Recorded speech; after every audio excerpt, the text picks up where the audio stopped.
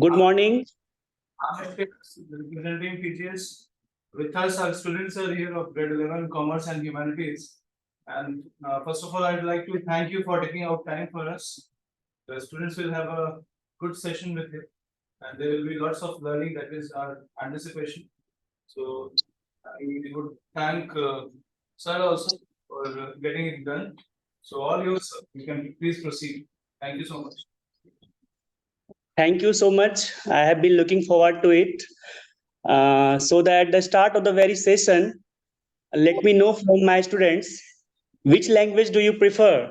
Should I speak English or Hindi or a mix of both? Mix of both. Mix of both. Mix of both. Okay, then I will be shifting both the languages from English to Hindi and Hindi to English. So, good morning, everyone, and thank you for making it so early in the morning. I am pleased to join you all. And when Abhinav sir called me and told me that students wanted to know something about administration from me, I was readily available, and I told him that we will take out some time. And this is a great opportunity for me. Some of you are still coming, so let us settle down. So I have been told that most of you are from the background of economics and commerce. Is it right? Yes, sir. Yes, sir. Yeah, good. Good for me. I am also an economics student.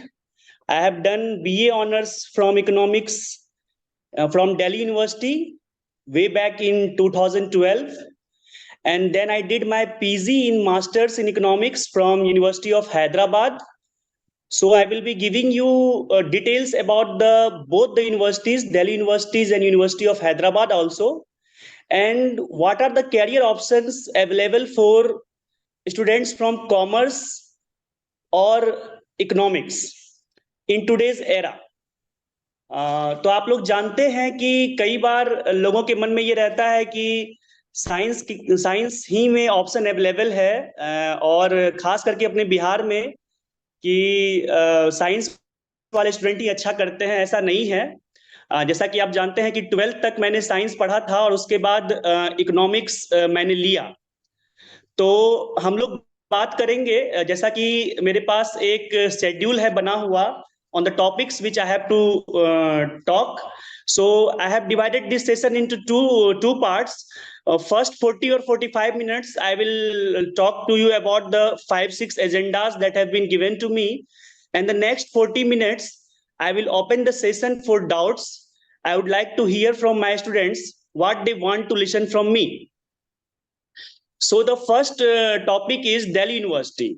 आप सभी जानते हैं कि Delhi university one of the premier university है पूरे India में।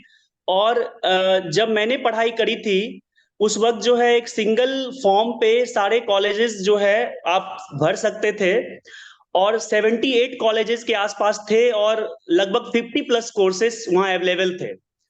Delhi university की सबसे अच्छी बात क्या है कि आपको टॉप क्लास प्रोफेसर्स मिलते हैं, हाई रैंक स्टूडेंट जिनकी अच्छी परसेंटेज आती है वो वहां जाते हैं, और एक कैंपस लाइफ बहुत अच्छा है। आप लोगों ने नॉर्थ कैंपस का नाम सुना होगा।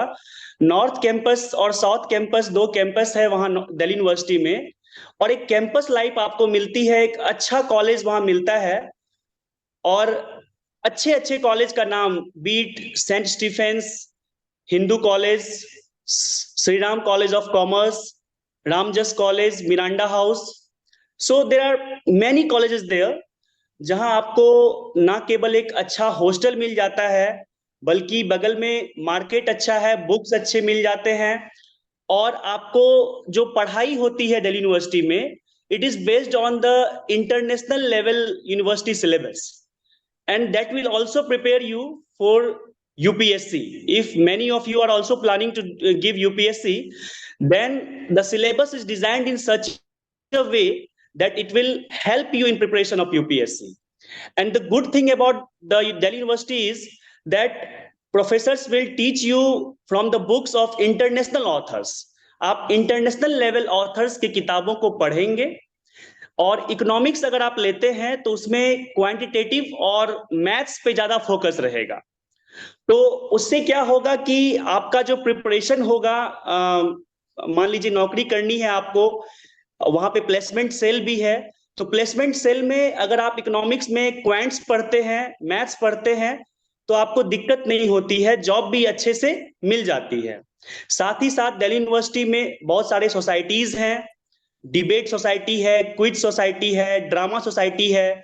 तो अगर आपके अंदर को करिकुलर एक्टिविटीज, आप many of you must be doing co-curricular activities, so that will be a place where you can study also and do all these co-curricular activities also।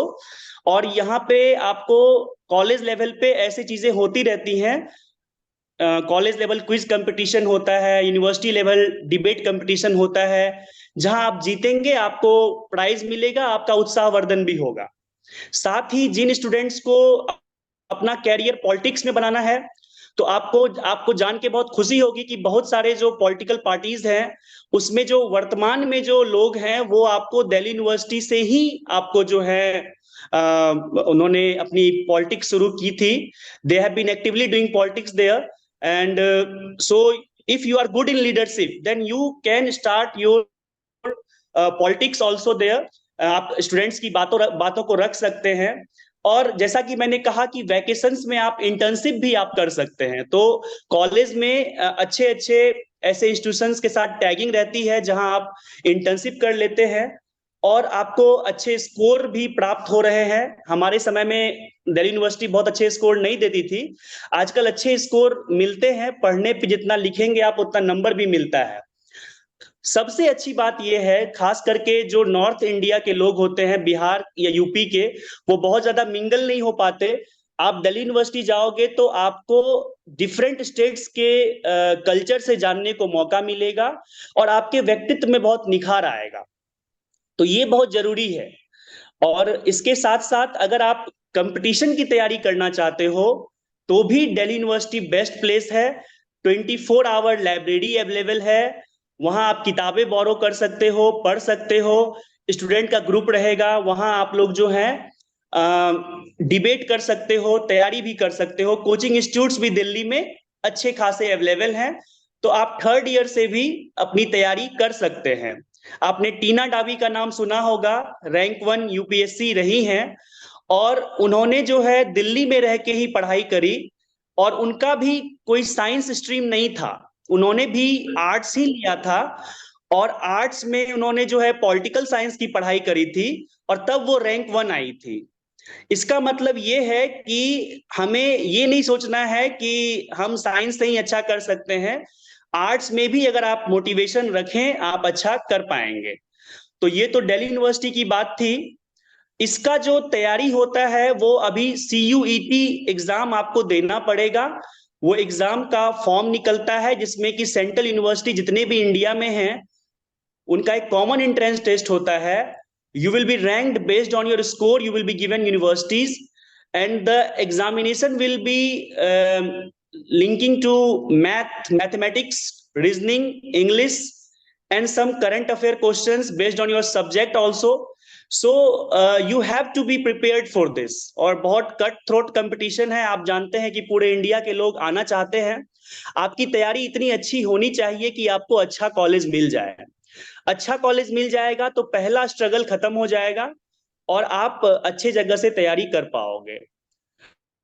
और मुझे लगता है कि थोड़ा ओवररेटेड भी कभी कभी हो जाता है कि मुझे इसी कॉलेज में पढ़ना है। दिल्ली यूनिवर्सिटी का अगर कोई भी अच्छा कॉलेज आपको मिल जाए, ऑफ कैंपस भी मिल जाए, तो आप अच्छा कर सकते हो। मैंने भी पढ़ाई कोई बहुत बड़े कॉलेज से नहीं करी थी, मेरा कॉलेज आपको सत्यवती कॉलेज है अशोक विहार में, तो सत्यवती कॉलेज नॉर्थ कैंपस के पास में ही है। और मुझे 94% 10th में आए थे और उस वक्त जो है श्री राम कॉलेज वगैरह में एडमिशन लेने के लिए 98-99% कट ऑफ जाता था। लेकिन फिर भी अच्छी पढ़ाई हुई, अच्छे प्रोफेसर्स भी मिले। तो मैं आप लोगों से रिक्वेस्ट करूंगा कि अगर आप लोग DU में पढ़ना चाहते हैं तो उसकी तैयारी शुरू कर दे, अभी से कर दे। कुरिकुलम देख लें, क्वेश्चन क्या पूछता है, प्रीवियस ईयर पेपर्स को देख लें, आपके लिए अच्छा रहेगा। The next part is Hyderabad university. I did my masters in economics from university of Hyderabad. और हैदराबाद एक बहुत ही अच्छी जगह है, शांत जगह है, कूल एटमोस्फेयर है। खास करके बहुत कम पैसे में आपको जो है वहां हॉस्टल लाइफ जीने को मिल जाता है।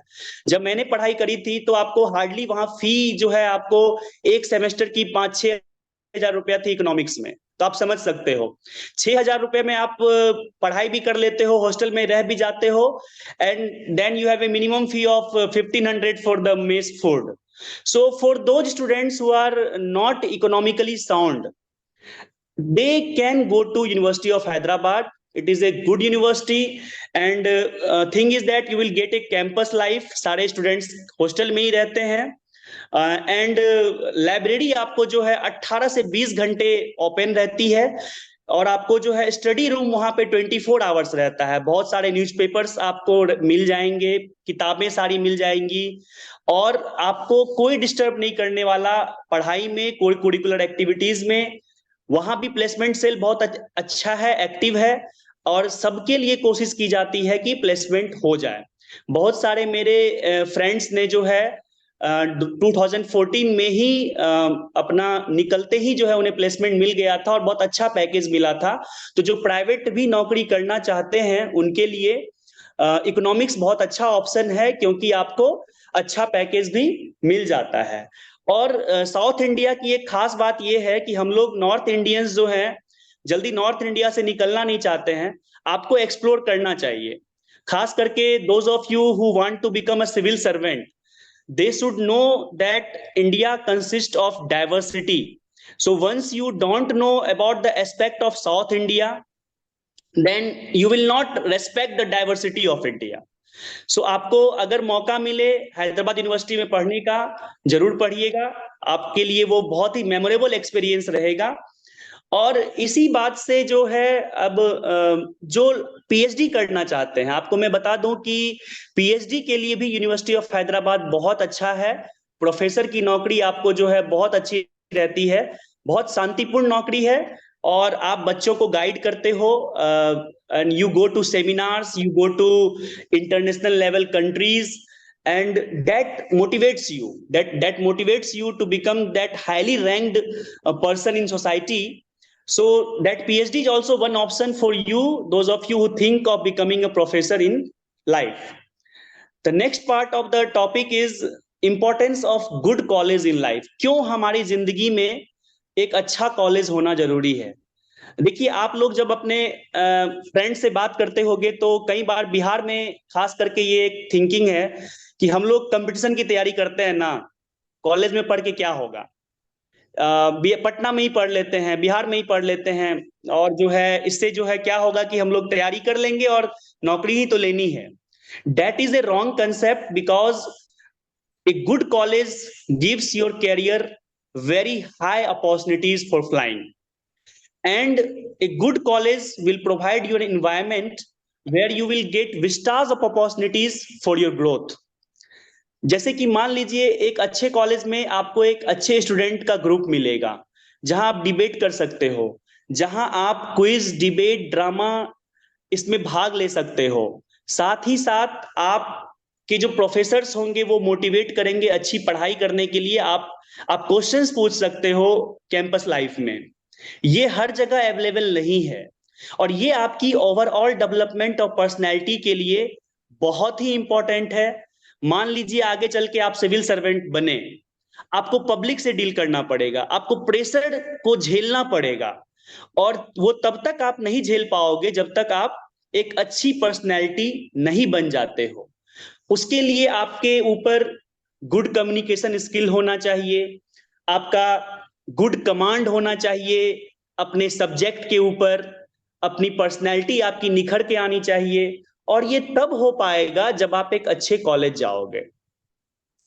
और एक अच्छे कॉलेज से ना केवल आपको लाइब्रेरी की फैसिलिटी होती है, बल्कि जितनी भी मैंने बातें आपको बताई, आपको जो प्रोफेसर्स पढ़ाएंगे, जो नोट्स आप बना लेंगे, आप समझ लीजिए यूपीएससी का नोट्स वही काम आ जाएगा। मैंने कोई अलग से तैयारी नहीं की थी यूपीएससी के लिए। इकोनॉमिक्स का जो मैंने नोट्स डीयू और एचसीयू में बनाया था वही काम आ गया।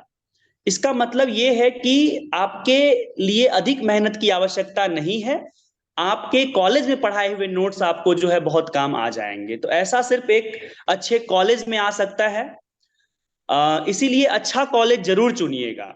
अगर कभी मौका मिले अच्छा कॉलेज चुनने के लिए तो अच्छा कॉलेज चुनिए, और अगर मौका मिले कि अच्छा सब्जेक्ट और अच्छा कॉलेज में किसे चूज करना पड़े तो मैं तो कहूंगा कि दोनों अच्छा चूज करिए। अच्छा सब्जेक्ट भी चूज करिए जिसमें ग्रोथ हो, जिसमें अपॉर्चुनिटीज हो। Take well informed decision.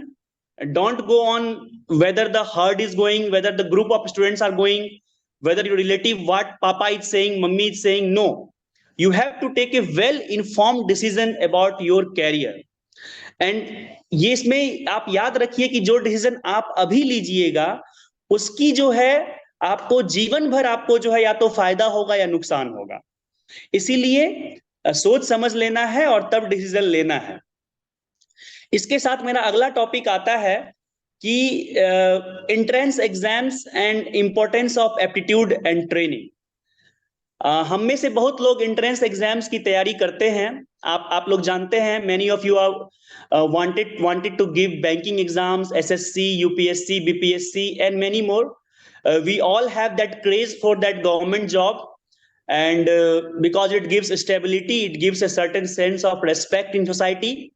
You all want to become famous, and the thing is that entrance exams are tough to crack, very tough to crack. If I give an example for UPSC, 99% of people will fail all the time. Only 1% or less than 1% will have a chance to success. So if 10 lakh persons are filling the form, only 1000 will make to the list, final list. So you can see the level of competition that students are facing nowadays. And that coupled with the amount of distractions that we all are having in our life today. When I was studying, I was not having that many distractions. Today we have Instagram, Reels, mobile, WhatsApp, YouTube. And I know it is very difficult for you to control your emotions over this. But let me tell you that if you need to crack entrance exam, you need to have a positive approach towards your life. You have to have sacrifice many things in your life. So इसमें आपको ये देख लेना होगा कि आपके पास right aptitude है कि नहीं। और राइट एप्टीट्यूड का मतलब ये होता है कि क्या आपके अंदर वो ट्रेट्स है कि आप एक सिविल सर्वेंट बन सकते हो। आपके अंदर अकाउंटेबिलिटी होनी चाहिए, आपके अंदर एक सेंस ऑफ रिस्पॉन्सिबिलिटी होनी चाहिए, एक काइंडनेस होना चाहिए, ability and eagerness to do something for society should come inside of you. So I am not saying that those people who are professional or who think of the profit motive are negative people. But for being a civil servant, you have to have these traits and you have to have the ability to deal with the pressure situation. And then it starts with now. It starts with the current time. At what time do you get up? At what time do you start your classes? At what time do you get to sleep? How many hours do you put for studies? If you manage yourself, people say that we need time management. See, time cannot be managed. You have to manage yourself. And management of yourself will start from now only. So that right aptitude need to come to you, and I am sure that with this right aptitude and right books and right level of knowledge, you all will be clearing entrance exam in near life. And I am saying you make a small group. Make a small group, those of you who are good friends and those of you who are having a common goal towards life. You can make a small group. You can chat, you can discuss, you can debate, and you can set the target, and you can discuss certain topics and set certain targets in your life. And when you achieve those targets, you prize yourself with something. and with that sense of satisfaction will come and you will reach the near goal. इसमें आपको देख लेना होगा, जितने भी entrance exams होते हैं उसमें कुछ कॉमन चीजें होती हैं। मैं नहीं जानता कि आप लोग किस एग्जाम की तैयारी करना चाहते हो, लेकिन जिस भी एग्जाम की आप तैयारी करना चाहते हो, कुछ कॉमन चीजें मैं आपको बता देना चाहता हूं। हर दिन आपको एक अच्छा न्यूज़पेपर पढ़ना चाहिए। And if you are an English student, English medium student, then you need to study newspapers like The Hindu or The Indian Express. और अगर आप हिंदी माध्यम के छात्र हैं तो भी आप एक अच्छा पेपर आप पढ़ सकते हैं। हालांकि हिंदी में बहुत अच्छे पेपर्स नहीं आते हैं, और उस पेपर को पढ़ के आप नोट्स बनाएं कि उसमें टॉपिक्स क्या क्या आज इंपॉर्टेंट आया है। और मैथ्स और रीजनिंग आपका अच्छा होना चाहिए। अगर आप बैंकिंग का एग्जाम देना चाहते हैं तो मैथ्स और रीजनिंग भी आपका अच्छा होना चाहिए। डेली आप सेट बनाइए। इसके साथ साथ जब भी मौका मिले आपके इंस्टीट्यूट में, most probably I am sure that there must be doing having some quiz competition और डिबेट कंपटीशन, सो उसमें आप भाग लीजिए। आपकी डिबेटिंग स्किल निखर के आएगी, आपकी स्पीकिंग स्किल निखर के आएगी, और उससे जो है आप अपने आप को मैनेज भी कर पाओगे। आप टॉपर्स की स्टोरीज पढ़िए कि उन्होंने कैसे अपने आप को पढ़ाई के लिए तैयार किया और कैसे उन्होंने किसी एग्जाम की तैयारी करी। तो ये एक बेसिक्स जो है आप कह सकते हैं।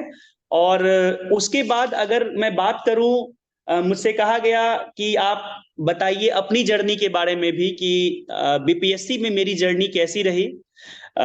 मुझे लगता है कि मैं बोर तो नहीं कर रहा हूं आप लोगों को, बता दीजिएगा। ओके, ठीक है। तो बीपीएससी में जो मेरी जर्नी रही है, आपको 2012 में I did my graduation from Satyavati college in university of Delhi, and I scored very poor marks. I was not a good student, so I scored only 59%. So I did not score even 60% marks. So although that time achieving 60% was a great deal, but मुझे लग रहा था कि पता नहीं मैं life में क्या करूंगा। तो यूनिवर्सिटी ऑफ हैदराबाद में मेरी पीजी की हो गई, एडमिशन हो गया, and that opened vistas of opportunities for me, where I got library for reading for UPSC. I did study in study room for many hours. मैंने द हिंदू पेपर को पढ़ना शुरू किया, और उसका फायदा ये हुआ कि जब 2014 में मैंने तैयारी शुरू की यूपीएससी की और मेरा कॉलेज खत्म हुआ, उससे पहले मेरा नेट और जेआरएफ इकोनॉमिक्स में निकल चुका था। मुझे पीएचडी के लिए कॉल आ चुका था और मेरा प्राइवेट नौकरी भी लग गया था, लेकिन मैंने उन्हें त्याग दिया क्योंकि मैं पहले से ही यूपीएससी की तैयारी करना चाहता था। तो 2014 से मैंने तैयारी शुरू की, मैंने कोचिंग ली दिल्ली में, और उसके साथ साथ आपको जो है यूपीएससी का अटेम्प्ट देना शुरू किया। I did give 3 attempts at UPSC. I did write mains and gave interview, but somehow I could not crack UPSC in those 3 attempts. And then in 2016, I filled the form of BPSC for Bihar Administrative Service to become Deputy Collector.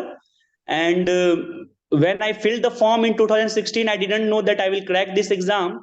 But somehow in 2019, I got All Bihar, All India rank 8 in that list, and I got Bihar Administrative Service, and I got posted in Patna as Deputy Collector. और आपको पता होगा कि 19 के बाद ही आपको जो है 2020 में कोविड आ गया था। तो आप लोगों को मैं बता दूं कि एडमिनिस्ट्रेटिव की नौकरी बहुत चैलेंजिंग होती है। आपको बहुत सारे चैलेंजेस को फेस करना पड़ता है, खास करके during corona. I was given the charge to go to hospitals to see that patients are not being looted by the private hospitals, and then also to see that the funeral of the dead bodies affected from corona gets well soon. And that was the time when people did not want to see their own relatives. वो अपने relatives जो मर गए थे Covid से, उन्हें touch नहीं करना चाहते थे, और हमारे ऊपर जिम्मेदारी थी कि हम उन्हें उनकी बॉडीज को अच्छे से मतलब जलवा दें, और प्रशासन में ये सब काम आपको करना पड़ता है। It was a very tough time for me, even I got infected from corona, and somehow I am alive today because I took vaccine, and maybe because of God's grace. But these are the challenges that you face in administration. In Patna, I also got posted as a district mining officer, and I have to do crackdown on the sand mafias operating in Patna area, especially in Son River. So and then I became the city magistrate of Patna for the law and order situation in Patna. आपने गांधी मैदान देखा होगा, तो गांधी मैदान में आपको जिला नियंत्रण कक्ष है पटना कलेक्ट्रेट का, तो वहां मेरी ऑफिस रहा करती थी. और उसके साथ साथ आपको जो है मुझे रेवेन्यू मैटर्स में deputy collector of land reforms भी बनाया गया मोतिहारी अरेराज में, और वहां भी मैंने जो है भूमि सुधार के लिए, लैंड रिफॉर्म्स के लिए काम किया है. और वर्तमान में मैं आपको एसडीएम के पद पे पोस्टेड हूं, बखरी अनुमंडल बेगूसराय जिला में. तो ये आपको चैलेंजेस, आपको ये मेरी पूरी जर्नी रही है. बहुत शॉर्ट में मैंने बताया है कि बीपीएससी की क्या मेरी जर्नी रही है. और मैं आप लोगों से कहना चाहूंगा कि अगर आप लोग बीपीएससी की जर्नी करना चाहते हो, यूपीएससी करना चाहते हो, and if administration is something which makes you satisfied, which enlightens you, then you must come to this service, and you must prepare yourself for this. और इसकी शुरुआत आप लोग अभी से कर सकते हो कि जब भी मौका मिले आप अपने आसपास जो है बदलाव लाने का प्रयास करो. वो बदलाव छोटे छोटे चीजों से भी हो सकता है, और निश्चित रूप से आप लोग को सफलता इसमें मिलेगी. तो इसके साथ साथ जो है एक लास्ट टॉपिक जो था, जो अभिनव सर ने कहा कि मुझे आप लोगों को बताना चाहिए, वो था कि बिहार में क्या एडमिनिस्ट्रेटिव अपॉर्चुनिटीज आप लोगों के लिए है. इस टॉपिक को आप लोग समझना चाहते होंगे. आप लोगों में से बहुत सारे लोग 11th या 12th में होंगे, या 12th का एग्जाम देने वाले होंगे. 12th के बाद जो है हमें स्ट्रीम्स हमारा खुलता है कि हम कौन सा ऑप्शन चूज करना चाहते हैं. हम लेना चाहते हैं, कॉमर्स लेना चाहते हैं, या साइंस लेना चाहते हैं. मेरे ख्याल से साइंस के लिए आप लोग जानते होंगे कि क्या क्या अवेलेबल ऑप्शंस हैं, और वो बहुत ज्यादा बोला भी जाता है. आर्ट्स और कॉमर्स में कई बार समाज हमें बताता है कि उतना अच्छा कैरियर ऑप्शन नहीं है, और आप लोगों ने अपना कैरियर ही खराब करना है ऐसा ऑप्शन लेकर के. ऐसी बात नहीं है. बिहार में आर्ट्स और कॉमर्स के लिए बहुत सारी फैसिलिटीज अवेलेबल है, और आप अपने मदरलैंड को सर्व कर सकते हो. खास करके अगर आप 12th में आर्ट्स ले लो, आर्ट्स के बाद अगर जो है या कॉमर्स ले लो, और उसके बाद अगर आप जो है ऑल इंडिया यूनिवर्सिटी एग्जाम जो लॉ का होता है, लॉ का एग्जाम आप निकाल लो, तो 5.5 साल लॉ की डिग्री लेने के बाद आप लॉ की तैयारी कर सकते हो और बिहार में जज बन सकते हो. लगभग हर 1.5-2 साल पे जो है जज की वैकेंसी आती है, और बहुत ही प्रेस्टिजियस पद है, और जिसमें केवल लॉ करने वाला विद्यार्थी ही बैठ सकता है.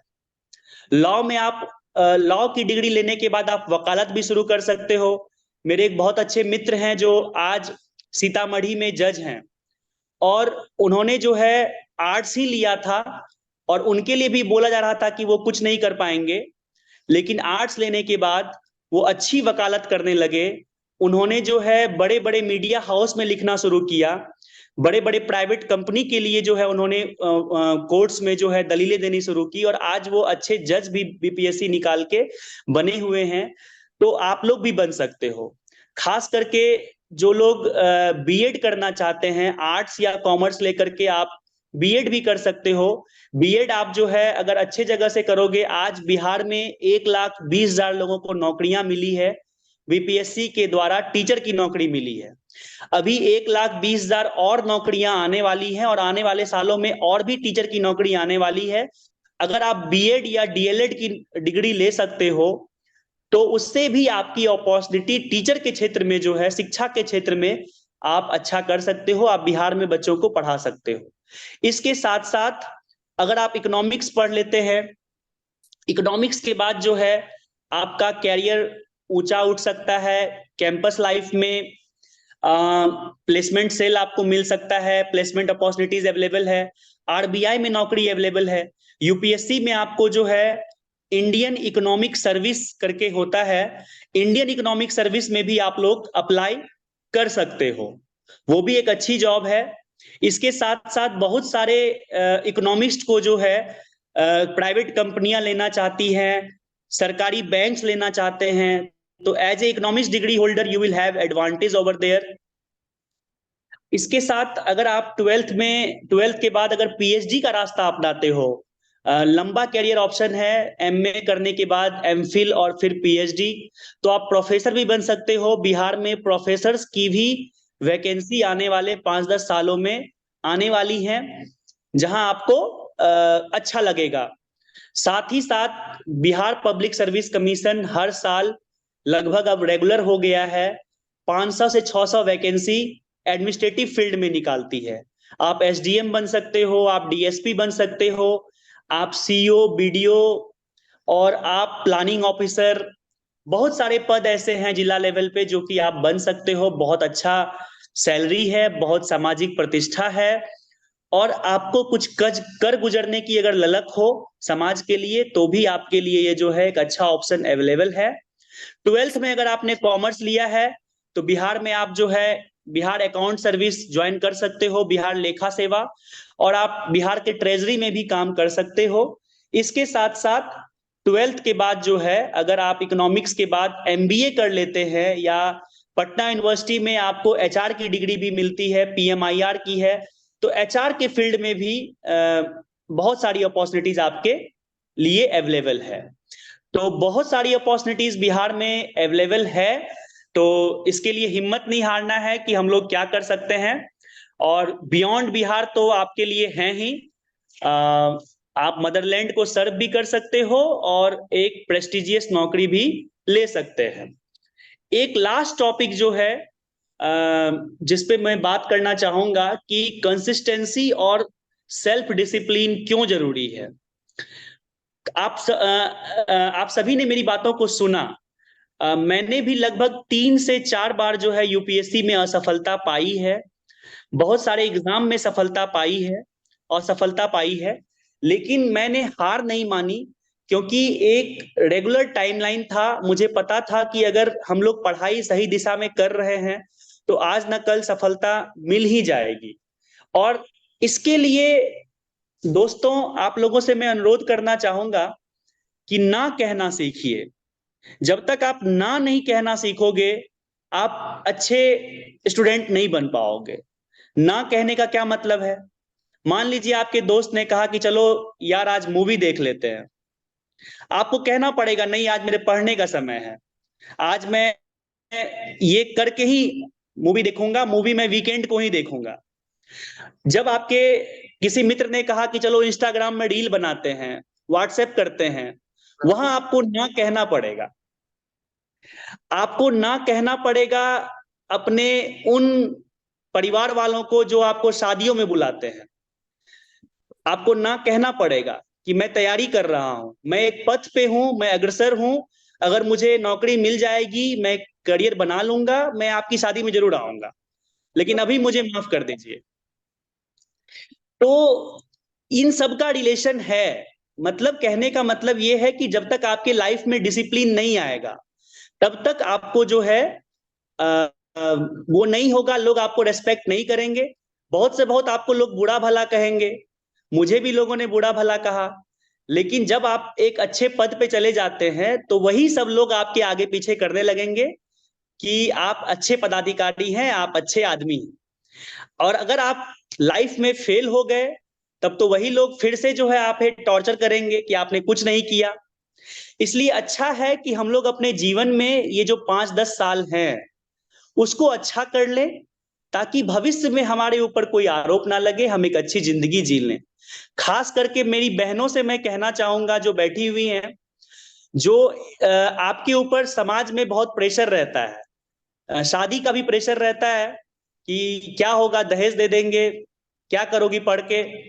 इसमें आपको स्टैंड लेना पड़ेगा कि हम पढ़ाई करना चाहते हैं। आज बिहार सरकार नौकरियों में 50% आरक्षण लड़कियों को दे रही है, नहीं 35% आरक्षण, सॉरी 35% आरक्षण लड़कियों को दे रही है, और बहुत सारी सीटें आपके लिए रिजर्व रहती है।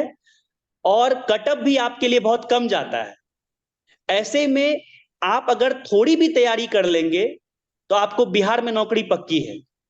आप आज के डेट में बहुत सारी लड़कियां सिपाही बन रही हैं, दारोगा बन रही हैं और डीएसपी बन रही हैं, एसडीएम बन रही हैं, यानी कि भविष्य आपका है। ऐसे में आपको अपने परिवार वालों को भी समझाना होगा कि पापा मुझे थोड़ा अपॉर्चुनिटी दीजिए, मैं अच्छा कर लूंगी, बहुत पैसे की भी जरूरत नहीं है। बिहार के बहुत सारे यूनिवर्सिटीज में आपको लड़कियों को फ्री में पढ़ाया जाता है, तो इसका फायदा आपको उठाना है। और अगर बाहर भी आप पढ़ती हैं, आप सक्षम हैं तो जरूर पढ़िए, क्योंकि भविष्य में जो है आप स्टैंड ले सकती हैं, ना केवल एक अच्छी अफसर बन सकती हैं, आप परिवार भी अच्छा संभाल सकती हैं। और लड़कियां आजकल बहुत अच्छा कर भी रही हैं।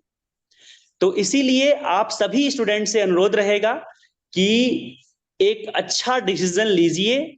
आपकी जिंदगी है, आपको डिसीजन लेना है कि हमें कैसे जीना है। अपने जीवन शैली को सुधारिए, एक टाइमलाइन बना लीजिए। जब एक बार अच्छे पद पे पहुंच जाइएगा तो खूब घूमिएगा, खूब एंजॉय करिएगा, बहुत मौके मिलेंगे। लेकिन ये जो मौका हाथ से निकल जाएगा तो फिर वो समय नहीं आ पाएगा। खास करके बहुत सारी जो नौकरी होती है वो 25 साल तक ही होती है। कुछ नौकरी जो होती है वो 27 साल तक जाती है। 27 साल के बाद 90% नौकरियां खत्म हो जाती है। और यूपीएससी में भी जनरल स्टूडेंट्स के लिए मात्र 30 साल का ही अवसर रहता है। तो इतना अवसर आप लोग को नहीं मिलने वाला है। तो कोशिश करिए कि जितनी जल्दी आप लोग जो है सेट हो जाएं, अच्छे जगह पहुंच जाएं। और आपके बहुत अच्छे इंस्टीट्यूट हैं, आपके बहुत अच्छे टीचर्स मिले हैं, मैं अभिनव सर को जानता हूं, आपको बहुत अच्छा मार्गदर्शन जो है करेंगे। इसमें जो है सबका साथ आप लोग लीजिए। और अगर आप लोग कहेंगे, जब भी आपको मेरी जरूरत पड़ेगी, मैं आप लोग के लिए गाइडेंस देने के लिए तैयार रहूंगा। आप लोग बेगूसराय बखरी अगर आ सकते हैं तो आपको मैं हैंड्स ऑन दिखा भी दूंगा कि कैसे कैसे मैं काम करता हूं, कैसे एडमिनिस्ट्रेशन की नौकरी रहती है। तो इन्हीं चंद शब्दों के साथ मैं अपने इस टॉपिक को विराम देता हूं और आशा करता हूं कि आप लोगों ने इस पूरे सेशन को एंजॉय किया होगा। और मैं अब डाउट्स के लिए आप सभी के लिए ये सेशन को खोल देता हूं।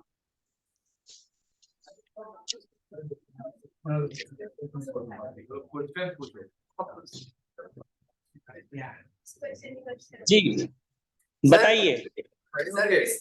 सर किसी ने 12th में मैथ्स ऑप्ट नहीं किया एज ए सब्जेक्ट, तो उसके लिए ड्यू में जाने में कुछ रेस्ट्रिक्शंस होंगे? जी बहुत अच्छा सवाल है। देखिए आजकल थोड़ा डीयू टफ हो गया है, पहले ऐसा नहीं था।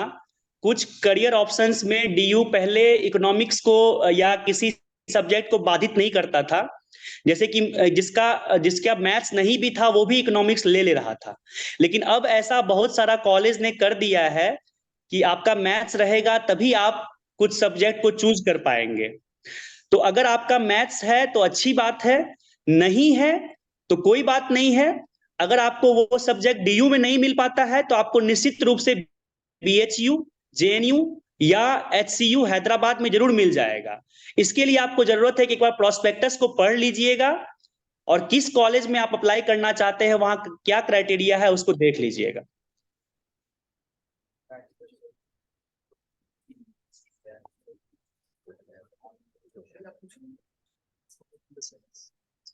हाँ बताइए। Which college is good for UPSC from subject history, political science, and B? That's a very good question, and that question always come. Please sit down. That question comes to all youngsters. See, optionals don't decide your success. It is you who decide your success. So, how much you are feeling comfortable at your optional, that will decide which subject is better.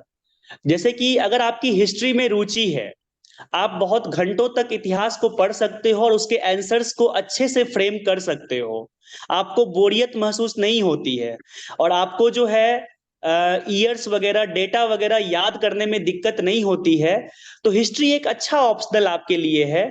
बहुत ही static syllabus है, उसमें कुछ नयापन नहीं है। आप चीजों को पढ़ लीजिए, नोट्स बना लीजिए अच्छे आंसर्स लिखना सीख जाइए, हिस्ट्री में आपको अच्छे नंबर मिल जाएंगे। पॉलिटिकल साइंस में क्या है कि थोड़ा करंट ओरिएंटेड भी होना पड़ता है, करंट डिप्लोमेसी क्या चल रही है, जैसे मोदी जी कहाँ जा रहे हैं, क्या रिश्ते हमारे बन रहे हैं, तो वो सब चीजों को आपको देखना पड़ेगा, थोड़ा सा आपको न्यूज़पेपर्स वगैरह पे ज्यादा फोकस करना पड़ेगा। तो history is mainly static, political science is current oriented. It depends upon you which option suits you, how do you write your answers in a particular subject. Both of the subjects can be better for you.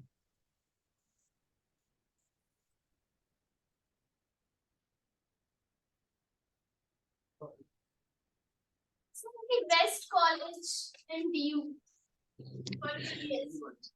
Like Best college in DU, I will say go to any North Campus college. If you want to study commerce or economics, go for Sri Ram College of Commerce. If you want to do arts, history or political science, go for Hindu College or St. Stephen's. And for any other courses, if a North Campus college like Daulat Ram College, Ramjas College, Miranda House, if you can take admission there, all of these North Campus colleges have an advantage that they have a 24-hour library, they have a hostel facility available there, and you will get an campus life feel, that you will see the students studying together, you will get that vibe in yourself that I have to prepare myself. So go for that North Campus college in DU. Sir मेरा class मतलब +2 में मेरा maths नहीं है, humanities background से हम, और हमको यूजी मतलब अंडर ग्रेजुएट में इकोनॉमिक्स ऑनर्स करना है, पर दिल्ली यूनिवर्सिटी इकोनॉमिक्स ऑनर्स के लिए मैथ का एलिजिबिलिटी क्राइटेरिया है। उसके बाद हम यूनिवर्सिटीज चेक किए तो एक बीएचयू और एक वो हैदराबाद यूनिवर्सिटी निकला, बट हैदराबाद यूनिवर्सिटी में एक रिस्ट्रिक्शंस है कि वो बीए और एमए की डिग्री साथ में दे रही है, लाइक आपको 5 साल का कोर्स करना ही पड़ेगा जी। उसके लिए बेस्ट कॉलेज अल्टरनेटिव ऑप्शंस क्या है इकोनॉमिक्स ऑनर्स करने के लिए अगर मेरा मैथ्स नहीं है तो? देखिए बीएचयू और हैदराबाद दोनों आपको जो है अच्छा यूनिवर्सिटी है। बीएचयू में आपको थोड़ा बिहार यूपी वाला फील आएगा, तो जो आप बिहार नजदीक में है आप आ सकते हैं, खास करके हिंदी में माध्यम क्षेत्र के लोगों के लिए it is good, BHU is good. Hyderabad में एक ये आपको फैसिलिटी होती है कि वहां लोग अंग्रेजी में ही बात करते हैं मैक्सिमम, तो आपकी इंग्लिश पॉलिश हो जाएगी, और आपको जो है वहां पे अलग अलग राज्यों से जो है लोग मिल जाते हैं। हो सकता है आपको नॉर्थ इंडियन खाना ना मिल पाए, लेकिन एक कल्चर जो है आपको, एक वाइब्रेंसी जो है आपको साउथ इंडिया का मिल जाएगा। दोनों यूनिवर्सिटी बहुत अच्छी है।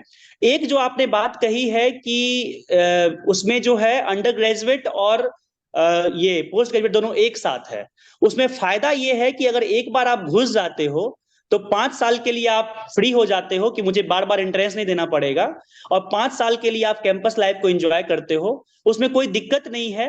बहुत सारे मेरे मित्रों ने जो है वो डिग्री ली है और उनका जो है बहुत अच्छा कैरियर रहा है।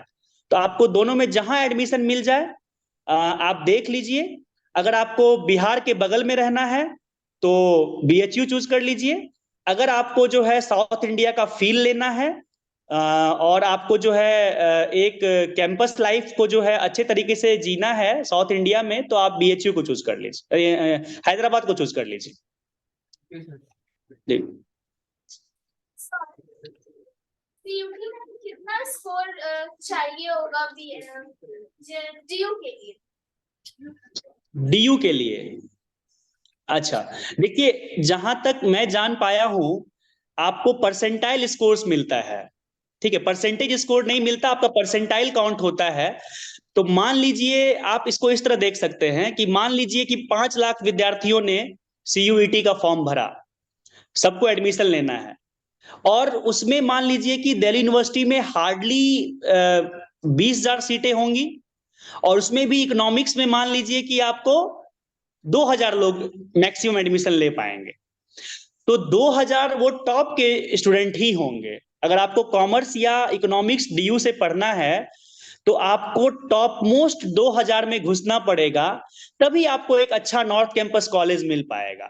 इसका मतलब आपका परसेंटाइल जो है वो 9900 को टच करता हुआ होना चाहिए। यानी कि आप वो टॉप मोस्ट स्टूडेंट्स में रहिए, तभी आपको वो नॉर्थ कैंपस का कॉलेज मिलेगा, तभी आपको इकोनॉमिक्स या कॉमर्स मिल पाएगा। आपकी मेहनत उस हिसाब से होनी चाहिए कि मैं कोई भी गलती ना करूं और मैं टॉप मोस्ट नंबर लाऊं, तभी जाकर मैं वहां पहुंच पाऊंगी। और इसके लिए आप प्रीवियस ईयर का परसेंटाइल कट ऑफ देख लीजिएगा, उससे आपको आइडिया भी मिल जाएगा।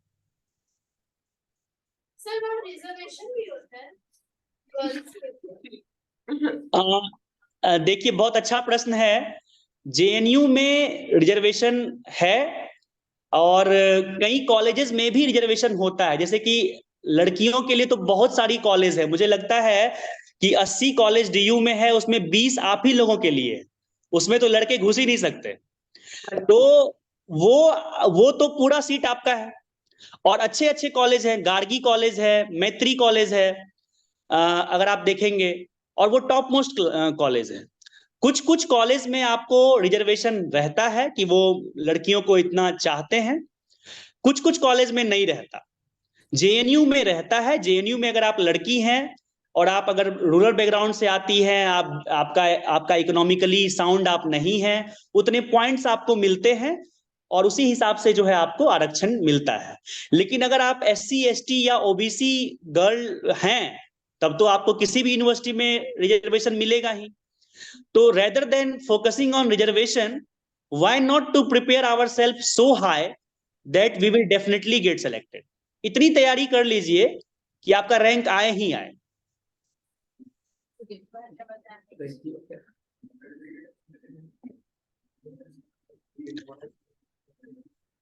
आप लोग कुछ भी पूछ सकते हो, अपने नॉर्मल लाइफ से भी कुछ सवाल अगर पूछना चाहोगे, कुछ भी आप पूछ सकते हो, कोई दिक्कत नहीं है। मैं बहुत सिली क्वेश्चंस को भी इनवाइट करना चाहूंगा, जो आपको लगता हो कि बहुत ही बेवकूफाना सवाल होंगे, वो भी ठीक है, चलेगा। सर आपके जो जॉब में ऊपर से मतलब जो आपके सीनियर्स हैं उनसे प्रेशर आता है, मतलब पॉलिटिकल प्रेशर, ऐसा कुछ इन्फ्लुएंस? बहुत बहुत अच्छा सवाल है। और टू बी पॉलिटिकली करेक्ट, मुझे इसका सवाल का जवाब कितना देना चाहिए मुझे नहीं पता, लेकिन आप लोग को मैं बता देता हूं कि प्रेशर रहता है। प्रेशर रहता है। चुने हुए जनप्रतिनिधि जो रहते हैं वो जनता के हिसाब से कुछ काम करवाना चाहते हैं, और जो ऊपर के अधिकारी होते हैं वो प्रशासनिक दृष्टिकोण से काम चाहते हैं। कई बार टारगेट्स आपको जो है, अब वो पहले से सरकारी नौकरी नहीं रही, आप लोग के दिमाग में होता होगा सरकारी नौकरी में मतलब 12 बजे लेट नहीं, 2 बजे भेंट नहीं, इस तरह का जो है वो सिस्टम पहले हुआ करता था। अब आपको टाइमली ऑफिस पहुंचना है, बायोमेट्रिक सिस्टम है, टाइमली ऑफिस से निकलना है। रात में वीसी होती है, डीएम साहब हमारी वीसी रात में लेते हैं। इलेक्शन का समय आ रहा है तो लगातार टारगेट्स दिए जाते हैं प्राइवेट सेक्टर की तरह। तो बहुत चैलेंजिंग है, और कई बार आपके ऊपर सो कॉज निकलता है, आपका वेतन बंद हो जाता है, आपके ऊपर कार्रवाई शुरू भी हो जाती है। तो वो सभी भी चीजें चैलेंजेस आती है, लेकिन वो बस एक पार्ट है। अगर आप एक बार जो है इस नौकरी में आ जाओगे और आप काम करना सीख जाओगे, आपको बहुत मन लगेगा, ये सभी चैलेंजेस आपको कम ही लगेंगे और पर्सनल और प्रोफेशनल लाइफ को आप बैलेंस करना सीख जाओगे।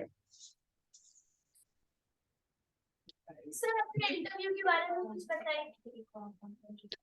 इंटरव्यू ठीक है, अभी तक अलग अलग एग्जाम्स में मैंने इंटरव्यू दिया है, लेकिन जो एक बहुत खास इंटरव्यू था बीपीएससी का, वो मैं आपको बता देता हूँ। उन्होंने सब्जेक्ट वाइज क्वेश्चन पूछे, इकोनॉमिक्स से क्वेश्चन पूछे, उन्होंने करंट अफेयर से क्वेश्चन पूछे, और उन्होंने जो है कुछ ऐसे क्वेश्चंस पूछे जो मैं सोच नहीं पा रहा था कि वो पूछेंगे, उसका जवाब मैं क्या दूं। उन्होंने कहा कि राम मंदिर बनना चाहिए कि नहीं बनना चाहिए, और ये सवाल जो है 2018 का था, और मुझे नहीं लग रहा मैं इसका क्या उत्तर दूं। तो मैंने उसका पॉलिटिकली करेक्ट उत्तर दिया, और उत्तर ये था कि अगर समाज के सभी पर्सनैलिटीज, सभी स्टेक होल्डर्स एक साथ बैठ के ये निर्णय ले लेते हैं कि राम मंदिर बढ़ना चाहिए, तो जरूर बढ़ना चाहिए। इसमें जो भी ग्रीवेंसेस लोगों का हो उसे सुनना चाहिए, और उनको एड्रेस करने के बाद ही हमें कोई कार्रवाई करनी चाहिए। तो मेरे इस जवाब से वो बोर्ड बहुत ही संतुष्ट हुआ। मैं आप लोगों से यही अनुरोध करना चाहूंगा कि जब भी आप लोग इंटरव्यू का तैयारी करें, आप लोग जो अभी टीवी के डिबेट्स देखते हैं उसे मत देखें, वो आपके डायमेंशन को जो है कम कर लेगा और आप एक ही डायमेंशन में सोचना शुरू कर देंगे। एज ए प्रशासनिक अधिकारी आपको मल्टीपल डायमेंशन में सोचना है, तो इसका अलग डायमेंशन क्या हो सकता है वो आपको सोचना है। तो हर पहलू पे एक बात करते हुए और डिप्लोमेटिकली जो आंसर होता है वो आप तभी दे पाएंगे जब आप उस तरह की नजरिया रखेंगे। तो ये एक प्रश्न था बहुत अच्छा, मेरी हॉबीज पे प्रश्न पूछे गए थे। आप लोग अपने हॉबीज को अच्छे से तैयार कर लीजिएगा। इसके साथ साथ ये भी प्रश्न पूछा गया था कि अगर आप की पोस्टिंग हो जाती है तो आपका पहला वर्क क्या रहेगा, किस चीज के लिए रहेगा। तो मैंने कहा था कि मैं सबसे पहले महिलाओं के लिए शौचालय और उनके लिए जो है एक अच्छा वर्क प्लेस बनाने की तरफ काम करूंगा, क्योंकि हमारी जो बहनें हैं उनको बहुत दिक्कतें होती हैं फील्ड में। वो अगर जब तक फ्री फील नहीं करेंगी तब तक जो है हमारा प्रशासन आगे नहीं बढ़ पाएगा। तो इस तरह के सवाल आते हैं, आप लोग उसी हिसाब से तैयारी कर लीजिएगा। हाँ बताइए। ह्यूमैनिटीज में इकोनॉमिक्स हम लिए हुए हैं, तो हमको लॉ करना है आगे। तो बहुत अच्छा। डीयू में कौन सा कॉलेज अच्छा होगा उसके लिए? आपने अभी ग्रेजुएशन का एग्जाम दे दिया है? नहीं, हम अभी 11th में है। अभी 11th में है। देखिए आपके लिए सबसे अच्छा तो ये रहेगा, आप बैठ जाइए। आपके लिए सबसे अच्छा तो ये रहेगा कि आप 5 साल का जो कोर्स होता है लॉ का उसको कर लीजिए। बहुत अच्छी अच्छी यूनिवर्सिटीज आपको हैं। हैदराबाद में नलसार है, NLIU है उड़ीसा में, आपको बेंगलोर में भी लॉ यूनिवर्सिटी है। वहां आपको अभी से क्लास 11 से आप तैयारी करिएगा।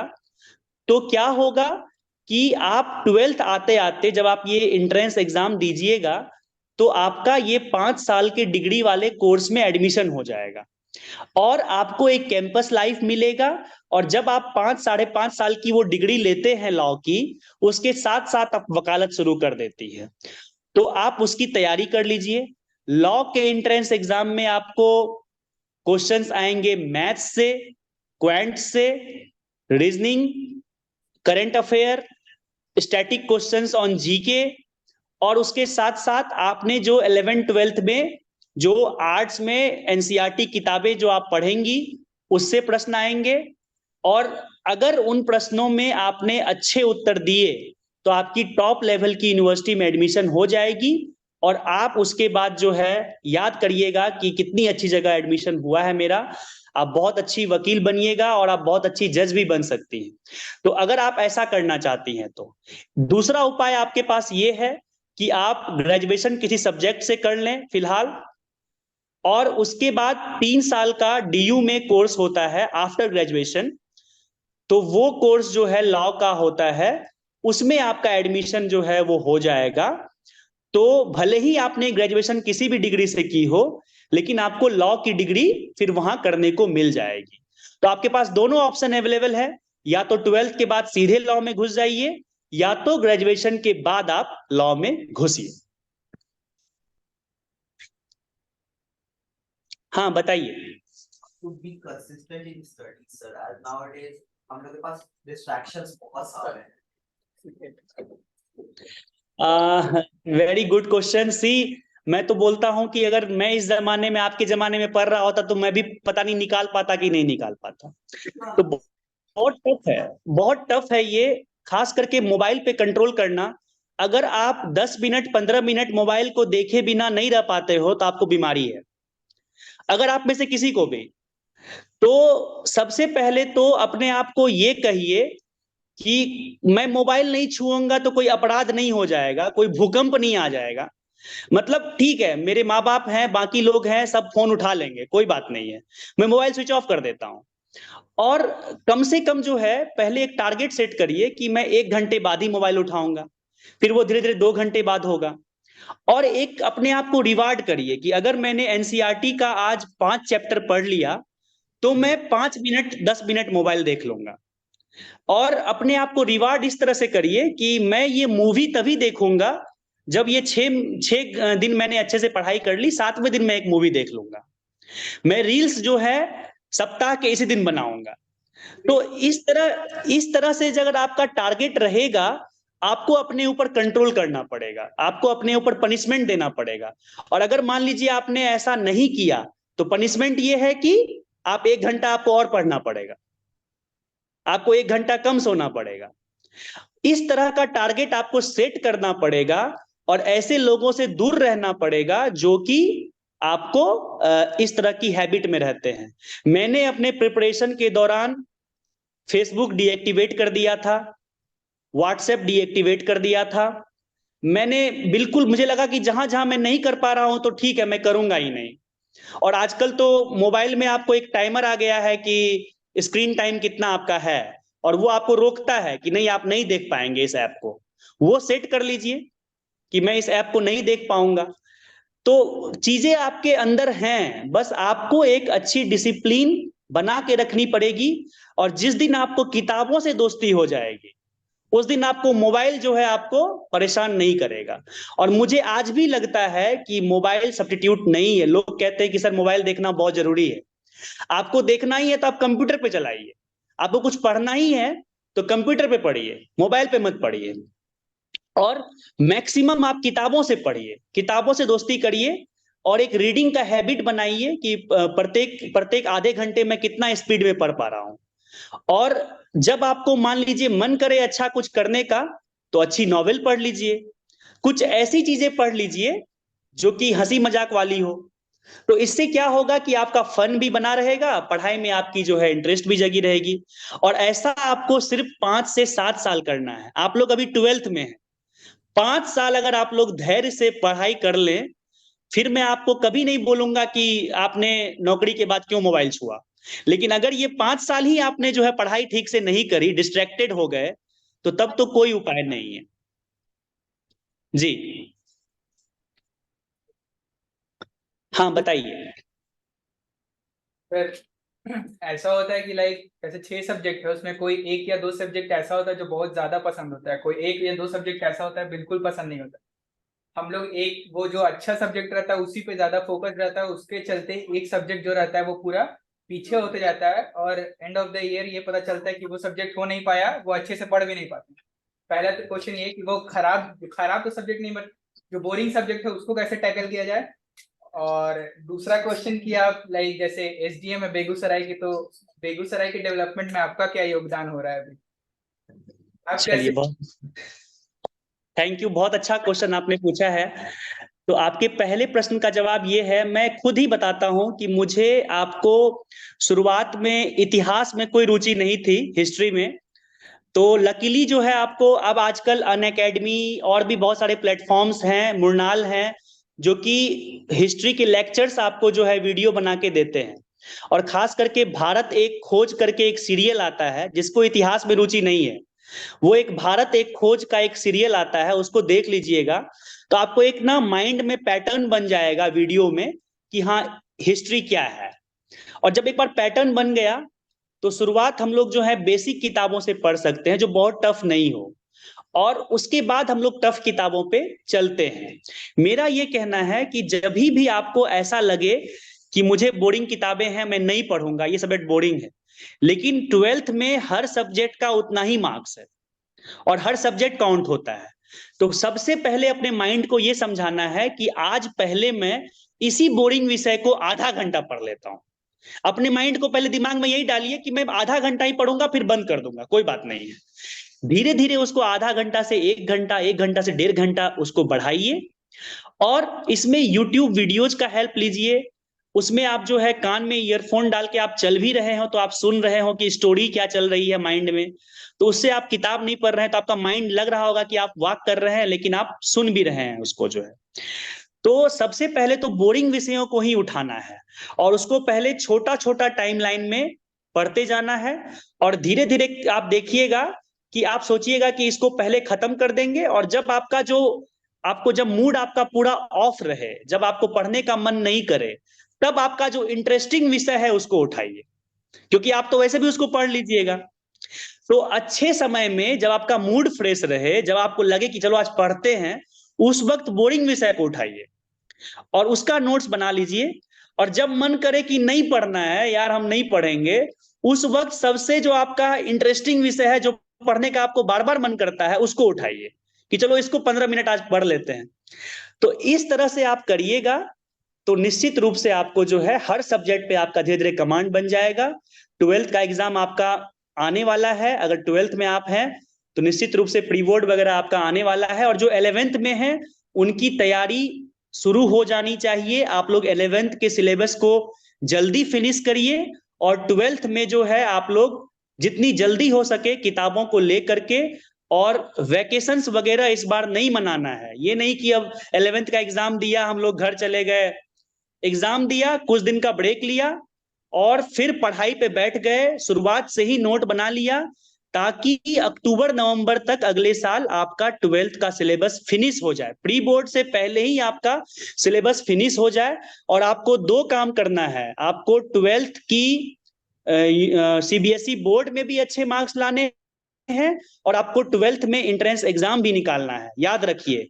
यानी कि आपको डबल मेहनत करनी है और ये डबल मेहनत जो है बिना सेक्रीफाइस के नहीं हो पाएगा। आप ये सोचिएगा कि हम शादियां अटेंड कर लेंगे और फिर उसके बाद जो है दोनों काम कर लेंगे, तो वो नहीं हो पाएगा। तो अभी मेरे सभी भाई बहनों से अनुरोध है कि इसी हिसाब से अपना टारगेट बनाइए कि आप लोग अच्छा कर सकें। सर सेकंड क्वेश्चन अच्छा, सेकेंड क्वेश्चन, ओके। बेगूसराय में मेरी पोस्टिंग अप्रैल के महीने में हुई, अप्रैल 2023 में।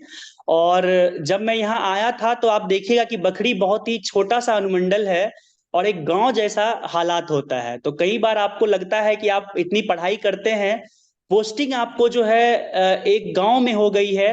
सोचिए अभी मैं आपसे बात कर रहा हूं तो मुझे ऑफिस आना पड़ा है जहां नेटवर्क का सिस्टम ठीक ठाक हो।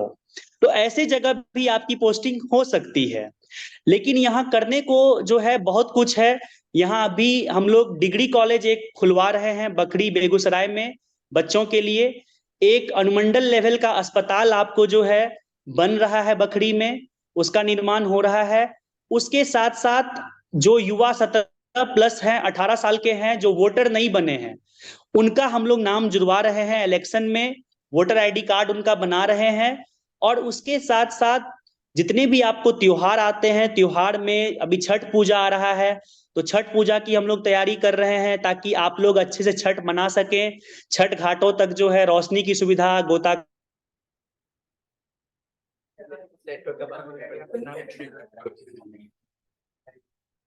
सर स्टैचू के फोन आ गया।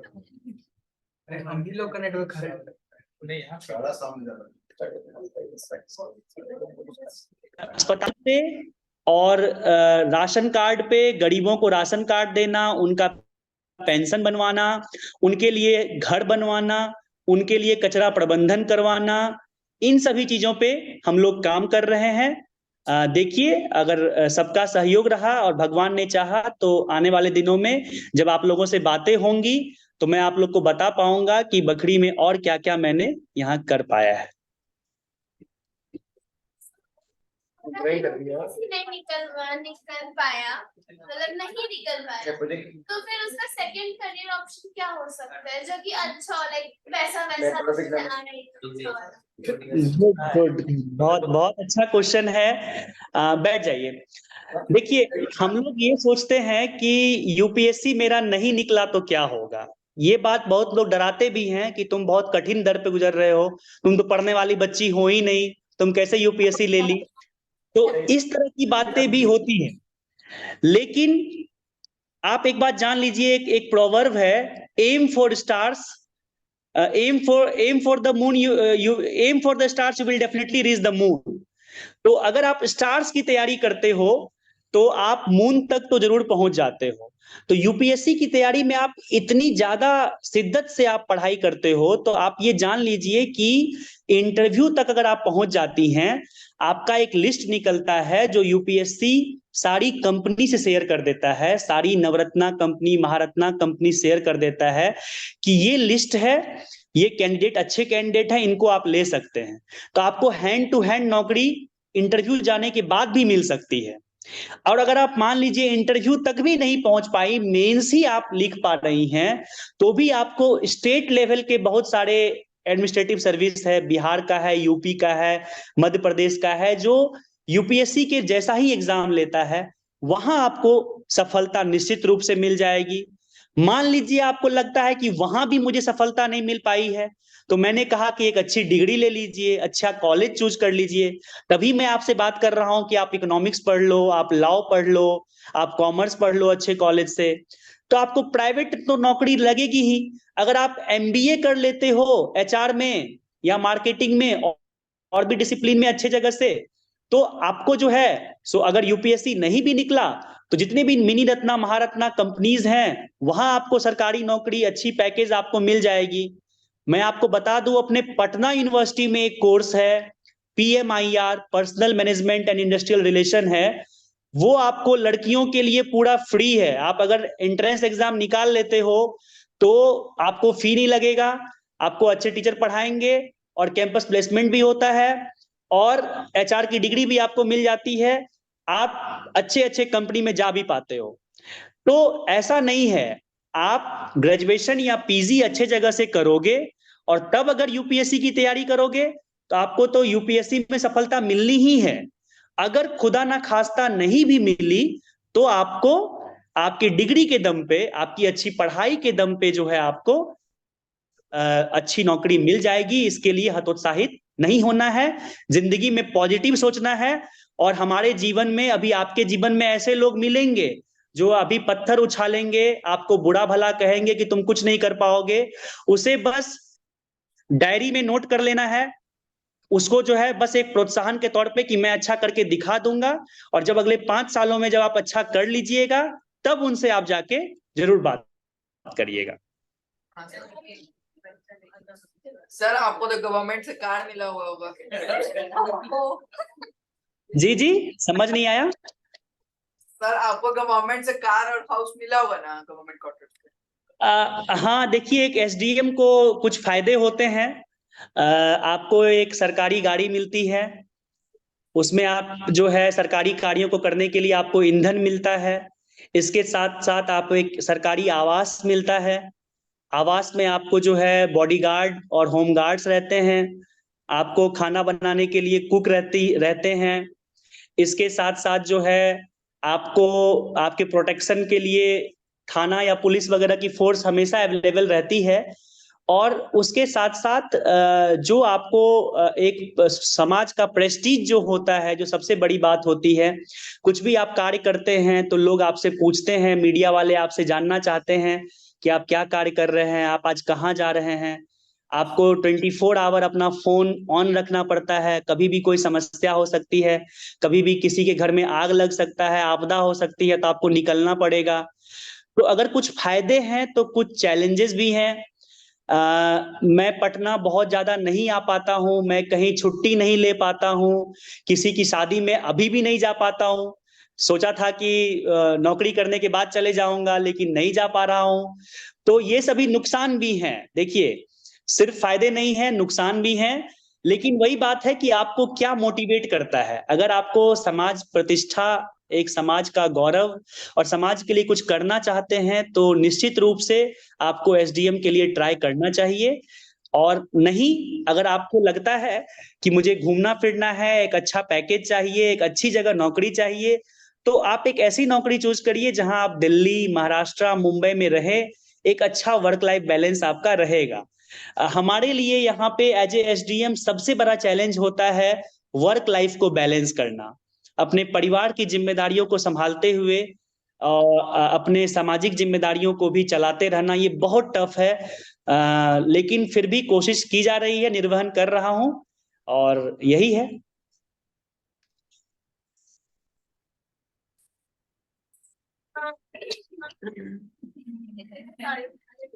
ऐसा नहीं हो सकता कि प्रोफेशनल वाला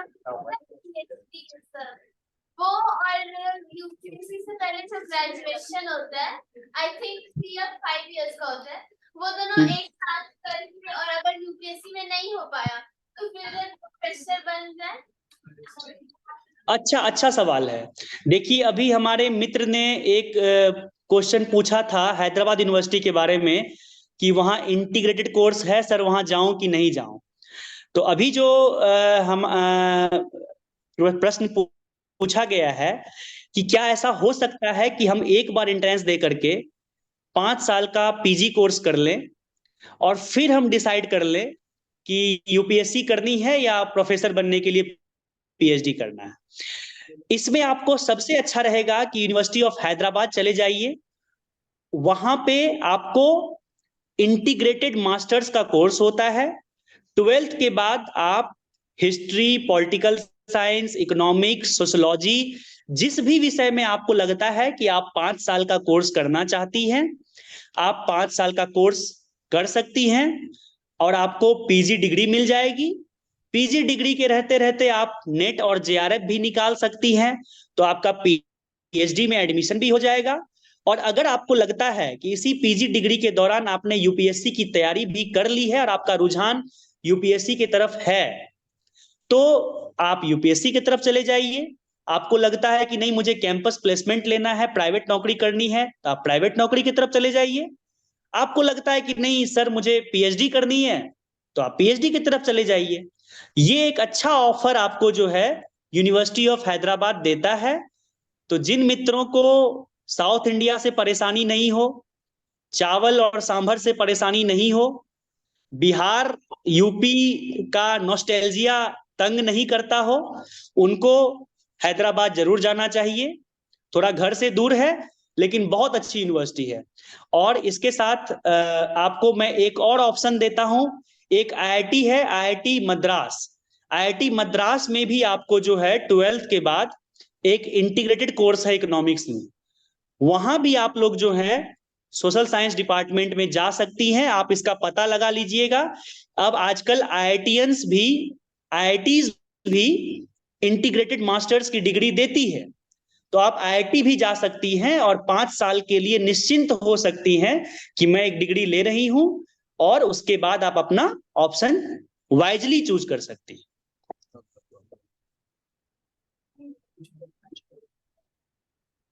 क्वेश्चन और कोई क्वेश्चन है, बता दीजिए जल्दी।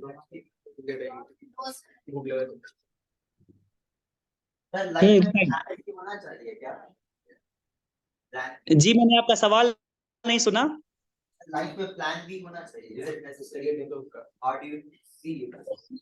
Okay, that's a very good question. बैठ जाइए। लाइफ में प्लान बी होना चाहिए या नहीं होना चाहिए, ये तो निश्चित रूप से है। मान लीजिए कि आप पढ़ाई कर रहे हो और बिजली कट जाए, तो आपका प्लान बी क्या है? Study lab. या तो आप इन्वर्टर रखिएगा या सोलर लैंप रखिएगा, है ना। या पुराने जमाने में हम लोग जो है लालटेन या लैंप में पढ़ते थे। तो एक प्लान भी इसलिए होना चाहिए कि आप कुछ भी कार्य करते हो और वो फेल हो जाए, तो वो क्या होगा? क्यूट हो गया आपका। आपका माइक बोलो ना। हम तो नहीं सर। तो लाइफ में आप कुछ भी कार्य करते हो तो लाइफ में प्लान बी होना जरूर चाहिए, लेकिन तब जब आपका प्लान ए फेल होने वाला हो या प्लान ए में आपने बहुत समय दे दिया हो। फॉर एग्जाम्पल, मान लीजिए आप में से बहुत सारे लोग लॉ करना चाहते हैं 11th के बाद, 12th के बाद, और आप लोगों ने लॉ की तैयारी की, लॉ एंट्रेंस की तैयारी की। मान लीजिए आपका लॉ एंट्रेंस नहीं निकला, तो आपने कुछ तो सोच रखा होगा कि लॉ नहीं हुआ तो मैं कौन से कोर्स में जाऊंगी या जाऊंगा। तो वो आपका ऑप्शन इकोनॉमिक्स हो सकता है, वो आपका ऑप्शन जर्नलिज्म हो सकता है, वो आपका ऑप्शन जो है कॉमर्स हो सकता है। तो कम से कम एक प्लान बी जरूर रखिए अपने माइंड में, लेकिन प्लान ए के लिए 100% जो है 120% दीजिए, और प्लान बी को बैकअप में रखिए कि अगर मैं इतना बैड लक रहा या किसी कारण से नहीं हो पाया तो मैं प्लान बी को भी एग्जीक्यूट कर पाऊं जो है। तो यही है। और प्लान बी पे तुरंत नहीं सोचना है, प्लान ए के साथ बाद में सोचना है। यूपीएससी के लिए कितना टाइम चाहिए होगा, लेकिन एज अ गर्ल बहुत प्रेशर रहता है सोसाइटी से, फैमिली से, तो फिर उसका कितना अटेम्प्ट होना, मतलब कितना अटेम्प्ट के बाद ये समझ आना चाहिए कि ये नहीं निकलने वाला। ठीक ठीक, आपका क्या नाम है? शुक्रिया। अच्छा, स्वाति।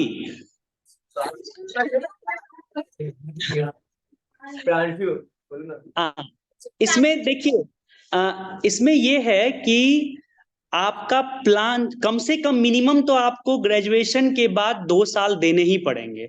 आप पढ़ने में अगर मान लीजिए बहुत तेज हो, बहुत ब्रिलियंट हो, और आपने जो है 12th के बाद से ही जो है बहुत ही माइन्यूटली तैयारी शुरू कर दी हो, रोज आप पेपर पढ़ रही हो और आपने नोट्स बनाने शुरू कर दिए हो और आपने कोचिंग भी ले ली हो और 3rd ईयर आते आते आपके सारे नोट्स भी बन गए हो, तो भी आपको एक अटेम्प्ट जो है 1 साल की तैयारी तो लगती है तैयारी होने में, और 1 साल आपको जो है लगता है पूरे प्रक्रिया को पूरा होने में, मेंस, पीटी और इंटरव्यू जो भी होता है। तो मिनिमम 2 साल तो आपको देना पड़ेगा। और उस 2 साल में कई बार क्या होता है कि यूपीएससी में आप उतने लकी नहीं भी रह सकते हैं, सब कुछ सही हो तो भी, तो आपको जो है 3 साल देने पड़ सकते हैं, यानी 2 अटेम्प्ट आपको देना पड़ सकता है। तो मिनिमम आपको, अगर आप एक अच्छे स्टूडेंट हो और आपको लगता है कि आपकी तैयारी सही दिशा में जा रही है, तो कम से कम आपको 2 अटेम्प्ट तो देना चाहिए, 2 अच्छे अटेम्प्ट देना चाहिए, सीरियस अटेम्प्ट देना चाहिए। सीरियस अटेम्प्ट देने का मतलब ये है कि ये नहीं कि आज मेरा मन किया यूपीएससी का एग्जाम दे दे, हम आज बैठ जाते हैं। जिस दिन आपका प्रीलिम्स, मेंस और इंटरव्यू का तैयारी तीनों हो जाता है जिस राउंड में, उसी साल आप जो है पीटी के लिए बैठिए। क्योंकि अगर आप ऐसे बिना तैयारी किए हुए बैठिएगा तब तो आप ऐसे ही फेल हो, आप तो निकाल पाओगे नहीं, इतना कट थ्रोट कंपटीशन है। तो इसीलिए मिनिमम आपको 2 से 3 वर्ष ग्रेजुएशन के बाद देने पड़ेंगे। इतना समय आप अपनी फैमिली से जरूर ले लें। और मुझे लगता है कि अगर इंटेलिजेंट है, हार्ड वर्क कर रही हैं, सही दिशा में है, तो आप अपने फैमिली को नाराज नहीं करेंगी। और कई बार होता है कि हम फोन कॉल पे आश्वासन भी देते हैं कि पापा हमने आज इतना पढ़ लिया, इतना कंप्लीट कर लिया। और खास करके जब आप डीयू में जाओगे तो आप जो है बहुत सारे कंपटीशंस में हिस्सा लोगे, वहां आप अचीव करोगे। तो हर बार जरूरी नहीं होता कि यूपीएससी जैसे एग्जाम में ही आप कुछ अचीव करते हो, आप डेली कुछ ना कुछ अचीव करते हो। किसी डिबेट में आपने प्राइज जीता, फर्स्ट प्राइज आया, वो आपने फैमिली से शेयर किया, उनका कॉन्फिडेंस बढ़ा, आपका कॉन्फिडेंस बढ़ा। तो इससे क्या होता है कि आपको भी हिम्मत आती है कि मैं बड़े बड़े चैलेंजेस को टैकल कर पाऊंगी। तो इसीलिए आप मिनिमम ग्रेजुएशन के बाद 2-3 वर्ष जरूर समय ले लें और अच्छी तैयारी कर लें और यंग एज में ही यूपीएससी क्रैक कर लें। जी बताइए। What's the best college for journalism and mass communication in DU? That's a very good question. I was expecting some surprises, and see, someone has asked me from the mass media also. देखिए, पत्रकारिता में मेरा भी बहुत रुझान था। मैंने जो पहला ईमेल आईडी बनाया था वो मास मीडिया पे ही बनाया था। तो पत्रकारिता पे बहुत आपको जो है अवेलेबल है। 12th के बाद अगर आप देखिएगा तो आपको Indian institute of mass communication है, ढेंकनाल में है। उसके बाद आपको जो है डीयू में जो है आपको पत्रकारिता के कॉलेजेस जो है जहां पढ़ाई होती है। कुछ कॉलेजेस के तो नाम मैं जानता हूं, नॉर्थ कैंपस में ही है जहां जर्नलिज्म की पढ़ाई होती है। BA honours in journalism course का नाम है।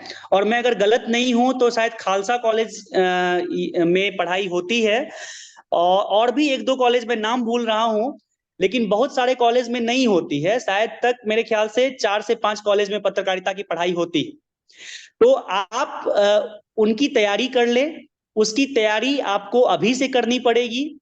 उसके लिए आपको पेपर रीडिंग करना पड़ेगा, आपको डिबेट्स वगैरह देने पड़ेंगे। अभी से ही आपकी स्पीकिंग अच्छी होनी चाहिए। जब वो इंटरव्यू लेंगे आपका, तो एक अच्छा कैंडिडेट उन्हें मिले।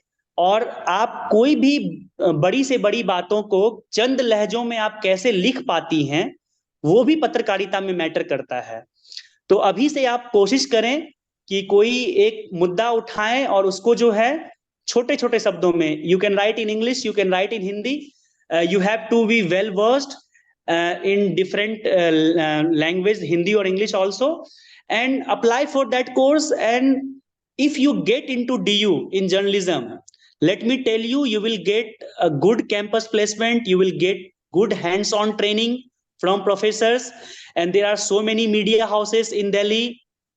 After passing out from Delhi, you will be recruited in those companies, and then you can also do PG from that mass media and journalism. But to get into that, again, I want to say that there are so many candidates, but there are so few colleges and so few seats.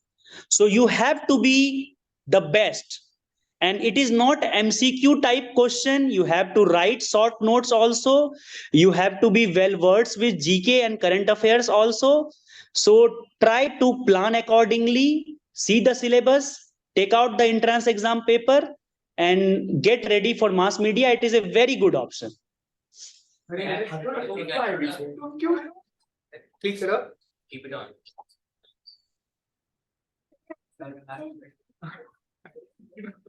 Any more career option or any more advice from any subject? Sir, I have heard about IPU, that Indraprastha is very good college for journalism. So, do you know about it, and can you explain? Yeah, I know about Indraprastha. See, I will not recommend you all to go in private colleges because the government colleges are so good. So if you, Indraprastha University. yeah, it is also a government college, but it is not so popular as compared to DU or Jamia or JNU. So there are three popular colleges in Delhi, more popular to Indraprastha. And I myself has given the exam of journalism for Indraprastha. And I did also clear, but I did not go. I choose economics in DU. My point was that I want to do course from a reputed college where teachers will be good. So if you are given a choice from doing a journalism from DU or Indraprastha, choose DU. If it is a choice between Jamia or this, choose Jamia. And if at all you have to do journalism from a college, then Indraprastha is also good, but not as good as DU or Jamia. So it is a good college. Go for it. The course fee will be slightly higher side than DU and Jamia, and teachers will also be good. But you give preference to DU and Jamia. Yeah.